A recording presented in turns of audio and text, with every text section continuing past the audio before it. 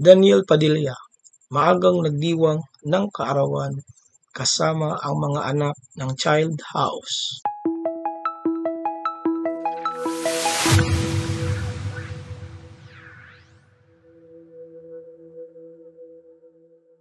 Naglaan ng oras ang kapamilya aktor na si Daniel Padilla sa mga anak ng Child House para sa isang maagang pagdiriwang ng kanyang kaarawan.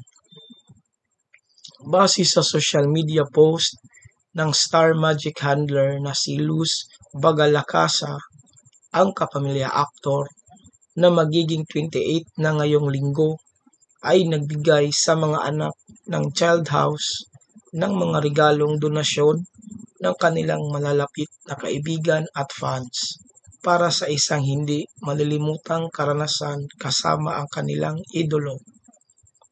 Bukod kay Daniel Padilla, nakiisa rin sa gift-giving activity ang kanyang pamangkin na si Jordan. Sa panayam kamakailan ng ABS-CBN News, sinabi ni Daniel na gusto niyang gumugol ng kaunting oras sa kanyang pamilya at mga kaibigan.